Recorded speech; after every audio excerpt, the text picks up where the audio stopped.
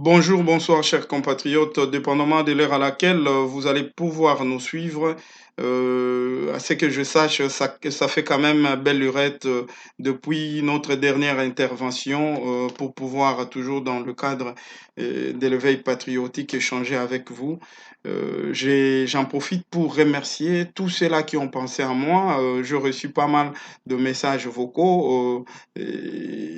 Vous inquiétant pourquoi ces silences. Et merci également à ceux-là qui ont pu m'appeler. Vraiment, merci beaucoup. Je vais en profiter aussi pour vous dire que cette journée, c'est une journée spéciale pour moi. Le 25 juin, c'est le jour de mon anniversaire. J'en profite pour dire un grand merci, un sincère merci à tous les ressortissants de Kingabois partout où vous êtes et plus particulièrement à ceux de la France, de Paris. Je dis un grand merci au président Mofran Mongaï, également pourquoi pas à notre sec Marcel Lazance Malumba, l'homme, le journaliste international. Je vous dis un grand merci. Je suis tellement ému, je ne saurais comment ou combien vous remercier. Ça va au-delà des limites. Donc, je ne m'y attendais pas. Ben, je suis surpris de voir que vous avez exprimé un amour sincère à mon égard par rapport à ce que vous avez balancé sur la toile. Je vous dis un grand merci. Merci infiniment. Vraiment, je suis le vôtre. Je vous dis un grand merci. Merci. Bandeko na ngai, pour ne pas tarder, je vais aborder ba sujet oyo yo yo yo. Ezali à la une na mboka na biso. Je vais parler de l'état des droits. Quels sont les fruits? Il y a état des droits. Je vais parler également na 500 Jeep. Pourquoi 500 Jeep? On va continuer à les appeler les honorables ou bien Miibi. Je vais parler de ce qui avait fait que ba Congolais belé bazala vraiment attiré par la politique. Ezate moyibi ya facile oyo facilité ya kimoyibi o Kabila instauraki ke bamatata mponyo bayiba batala te bachibala bayiba batala te bamozito bayiba batala te. Chers compatriotes, état des droits, état des sièges.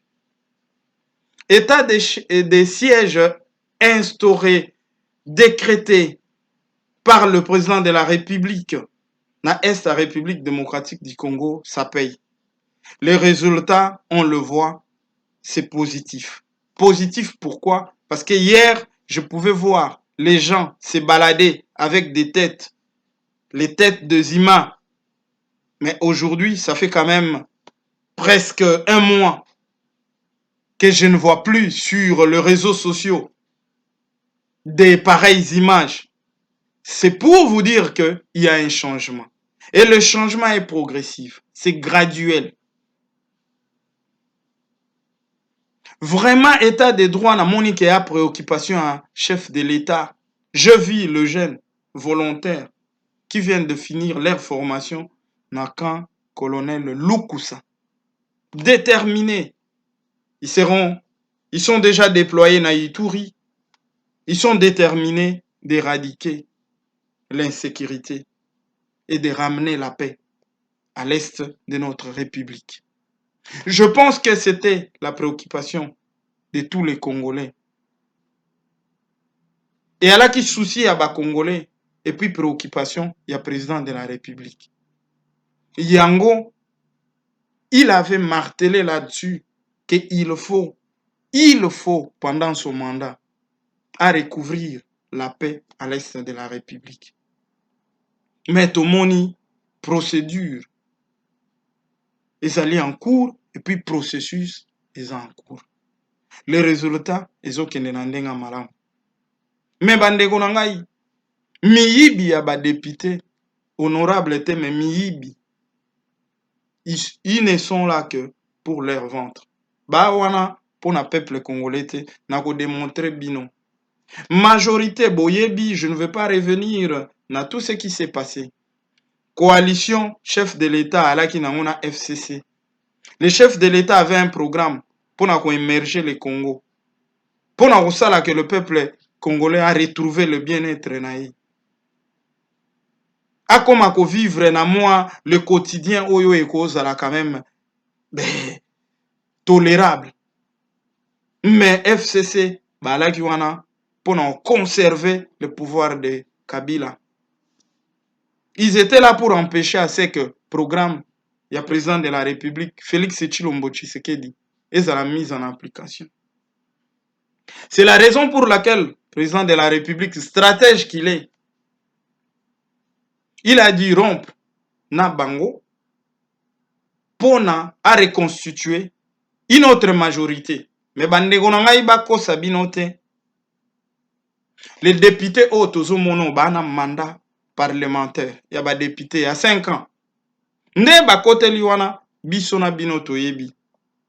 Mingi ba voter bango te, bakomi wana bachaki bango po ba ko protéger pouvoir ya Kabila et que Kabila puisse retourner encore la gestion à pays.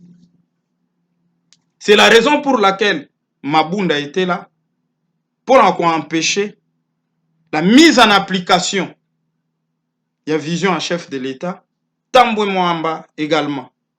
Il fallait qu'on renverse Batouana, ce qui a été fait. Mais ça, la machine bande miyibi ya ba député. Président de la République avait besoin y a bango parce que président de la République n'a pas le droit ya olobake non na rompre na coalition na alain nango na FCC ali na bimi libanda ona oluka batu awa baya bakota na Assemblée nationale pour na ça la majorité na appliquer o eza projet na ngai programme na ngai pour na répondre na ba besoin ya ba Congolais. Président de la République, il devait toujours se fier na ba parlementaire, ba député. O bazali na mandat na bango en cours na Assemblée nationale pour na ko achever o ezali programme na ye, ko mettre en application et puis ko achever mandat na ye. C'est la raison pour laquelle il était obligé ya ko nommer un informateur Bahati Lukwebo pour qu'il ne reconstituer la nouvelle majorité. Bahati Lukwebo a sangisi ba député, non, voilà la vision du chef de l'État. Ezo zala bloqué, alingi boye, si les Congolais continuent à souffrir, la raison c'est parce que FCC bazawana pour bloquer la mise en application, il y a projet, il y a chef de l'État. Ba député, la plupart des députés, balobi, mais non. Biso to kwa adhérer topé sa majorité ka pambate. Il faut kanisa biso, akanisa bango wana apesa bango misolo. Donc au retour biso to zwanini. Pas le peuple congolais ko zwanini parce que le programme, le projet, il y a président de la République, la vision, c'est pour le bien-être du peuple congolais. Mais ba député balobi biso to ko zwanini, biso ba député. Il faut appeler ça biso quelque chose. Kabila ba député nae ba ana ba mituka ba boye ba ana biloko ebele mapango biso to ana rien. Ne ba kende na objectif que il faut ba bima, ba somba mapango, ba somba mituka. Eza cop na ya on a bima pamba te. Président de la République stratège qu'il est, même si bon pas de problème. Venez dans la constituer la majorité, bon adhérer à union sacrée, on verra ça. Situation na bino sociale na otala. Chef de l'État a sali semblant. Tout les qui n'est étape wana. Ah non, mais Moutouana, l'obagi à répondre dans la situation na biso sociale, à répondre te. Maintenant que tu peux majorité, a nommé Premier ministre Sama. Tokotala ende nini ya kosala pour na gouvernement wana et ça la moussala parce que la loi, la constitution, Mibeko Likondi, la constitution prévoit ce que président de la République, ce qu'a nommé gouverneur et a nommé premier ministre. Premier ministre, c'est à lui de constituer le gouvernement. Mais soit s'il ici constituer le gouvernement, il faut qu'il y ait un programme. ba approuvé yango. Azala investi par l'Assemblée nationale et puis Sénat. Ce qui va approuver yango ba investir yete a koki kosala gouvernement ne ko kosala te. Ba député balobi non poto investir. To approuver le programme Yassama, il faut président afutabiso. Ba tractation wana na asir ba o balanda politique bomona ki yango 8 mois temps. Pendant ce temps, les mêmes députés ba o le kanaba émission. Nos compatriotes, nos frères et sœurs meurent à l'est de la République. L'État congolais est indifférent. Il ne réagit pas. Mais bayebi que pour que l'État réagisse, il faut un bon nombre. Il y a des étapes. Et ça l'a réalisé. Conclu. Notamment, gouvernement, et ça l'a investi. Basa la moussala. Et permettre chef de l'État à avoir des décisions non responsables. Bah, il peut que bah conditionner chef de l'État, il faut foutre à bango pour bah investir gouvernement wana. Yango bomoni chef de l'État pour na ko tempérer tension wana ay ko tcha quelques députés au moni ba député baza mo mingi ba ministre a tcha bango pour na dossier. Mais les autres n'étaient pas toujours satisfaits. Ah non, mais biso bango ba ministre siko biso. Faut que ça biso ata quelque chose. Président Lobi soyez calme, na yebi, na ota la situation na bino sociale. Mais ya ba Congolais te. Ba ndeko na ngai, président de la République, to leki na étape wana, a décrété état de siège. État de siège wana na intérêt ya peuple congolais azana est o azo kufa, ba mama bazo violé, bana pendant plus de 20 ans. Le chef prend une décision responsable à décréter état de siège pour un mois. Batalandeni, les choses vont évoluer. Ba député na cessé bazo murmurer, mais a prometté biso azo pesaka ate. Un mois expiré, état de siège, il faut encore retourner dans l'Assemblée nationale, causons en Assemblée nationale, ba approuver les sous soko lingo repousser état de siège. C'est la Constitution qui le dit. Mibe kolikondi, il faut se conformer.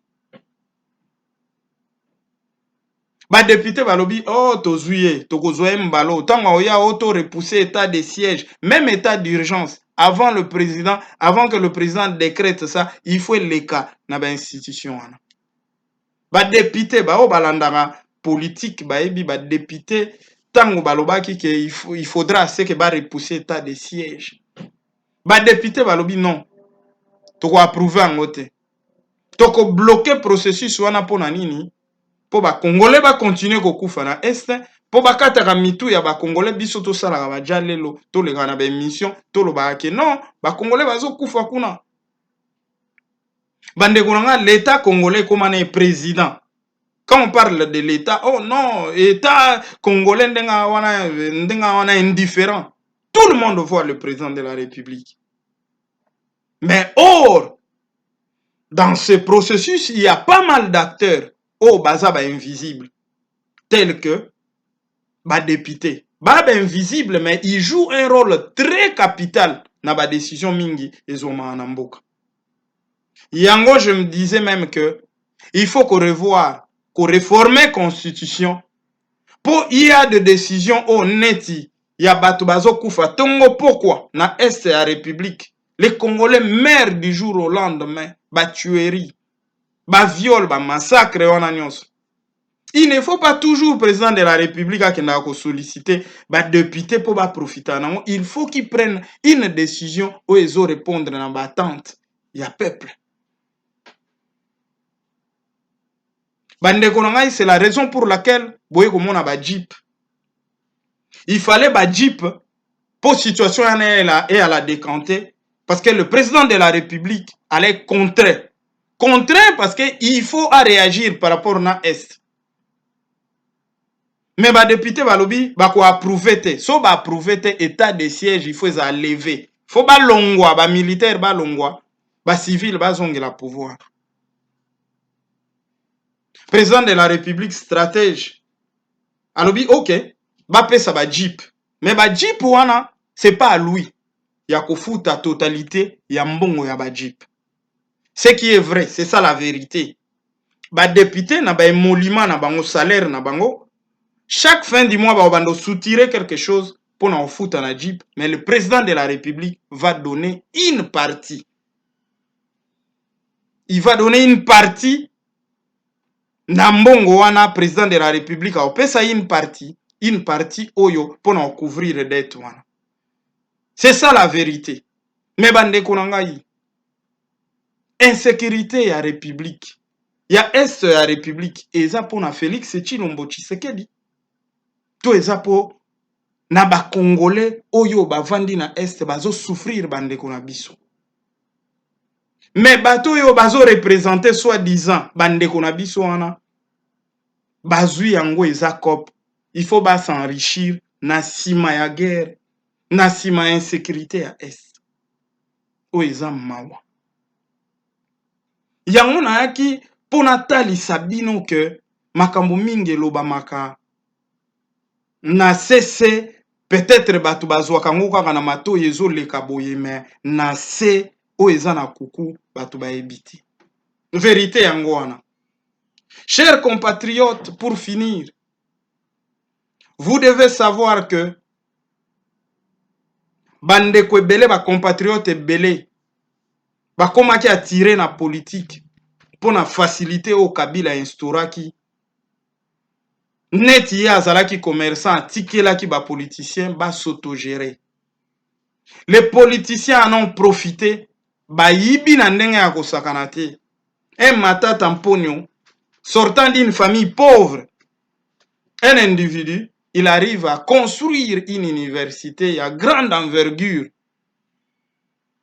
à la hauteur il y a université wana. Un individu qui sort d'une famille pauvre, une fois devenu premier ministre, il commence à réaliser babiloko yoyoyo l'État congolais, le gouvernement n'a pas pu réaliser. Est-ce qu'un Congolais peut se poser la question que gouvernement, l'État congolais n'a pas pu construire une université pendant que Matata Mponyo était premier ministre? Mais un individu de Matata Mponyo a pu réaliser cette action. Il a construit l'université. Tant qu'on a interpellé Misolo Bimaki, il y a kosakanate de millions et de millions pour un projet à Bokanga Londres. Ben interpellé Matata Mponyo. Mais non, présente-toi à la justice. À se justifier. Misolo ane kindawapi. Il avait promis aux Congolais Kaza prêt. Mais sachant qu'il est coupable à Kotombe, à Keko corrompre les représentants, soi-disant un peuple congolais, bas sénateur, bas rejeter, lever, ya ba humilité ya Matata Mponyo. Nani alingi Congo, nani alingi Congo te. Qui dit la vérité? Le jour il dit autre chose, la nuit il fait autre chose. Congolais, c'est la raison pour laquelle biso toaka prononcer l'éveil patriotique. Mozito, ministre de l'économie, Mozito, premier ministre, n'a pas de temps. Il va s'accumuler ma propriété, ma parcelle. Ma centaine à ma parcelle. Ma Congolo, ba au courant, ba talibo. Ah, toi là, dans moto yo, il n'avait pas tout cet argent. C'est que politique est au foot. Bruno Tshibala, de la prison à la primature, des locataires aux propriétaires. N'a peu de temps, Bruno Tshibala, millionnaire. Ben interpellé neveu naïe avec 400 000 $. Na basak ba otambola nango. Ça veut parler na République.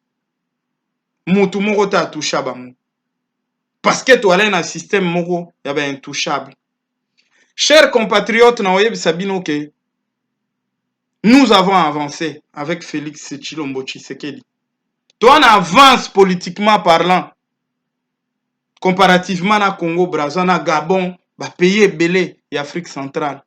Ouganda, on voit quand même qu'il y a la liberté d'expression. Bazo loba, banini, bazo finga, bazo pesa ba opinion na bango. Tout le monde a que bato lobby bakoka okangamate. Bakomo kangama. Bato bakoka komona justice te. Bakomi pe komona justice. Photo ndimaka. Tant nzamba zo pambola. À travers toujours bananae. Parce que Félix Tshilombo Tshisekedi ya koleka. Mais soto kondimate, moto akoya na sima, il faut à continuer makambo. Place au Félix akosukisa. Mais eloko ya malamu bandeko na ngai, Félix a instauré système oyo. Yake mwana mokonzi akotaka pe boloko. Mokonzi pa akota a boloko esalike. Monte oyo ezalaki ya motivation. Ya ba Congolais pour na okoma ba politicien na politique ba Congolais. Monte wana na websa bino to ebc. To ya ba Congolais o balinga politique ebc pourquoi mingi bakanisa ke na kende na benda parti. Na somba mapangu na zwa mituka. Au détriment ya peuple congolais, au détriment ya intérêt ya nation. Mais ba moni Bakonga interpellé, prison. Mutubo e basé belé. Lelo prison tondi na bato yo ya lokumu. Prison lelo tondi na bakulu na te. So ke na prison lelo okende kokuta batu oyo yo basala kombo, batu minene oto lobake bayandroa. O ezalaka te, chers compatriotes, olinga Congo te, c'est ton problème. Mais nous disons ce qui est palpable. O moto bako kosete azomona pena ke mboko yo banda babotangai banda bakasavubu ba Mobutu ba Désiré bango tout. Totika le mona teke babando kanga bato bazana en fonction. C'est un peu ça bande konangai makambo koloba ezali tellement ebele, mais avec le temps qui nous est imparti, il faut être sous na esika oyo et puis ndenge na yebisa bino journée à lelo bo comprendre ya journée spéciale. Une journée spéciale na ngai jour anniversaire le 25 juin. Ya Richard Ringo Chimanga. Une fois de plus, ba grand merci na ba ressortissant ya Kingabwa. Nanzela o ezalaki moko ya balobeli ya bana ya Kingston. Mwana ya Kingabwa solo, mwana ya Kinshasa, mwana ya République démocratique du Congo, alekaki na nzela oyo pona kosala éveil patriotique. Ko réveiller ba Congolais oyo bazakaka peut-être manipulés par les gens qui n'aiment pas la République. Parce que nous disons aimons la République, n'aimons pas les hommes, car les hommes passeront, la République restera. Boti kala connecté, tokozonga kala mingite potope sabino ba nouveauté lisusu y égard ya oezoko se passé na mboka na biso. Vraiment merci une fois de plus, on se dit à bientôt.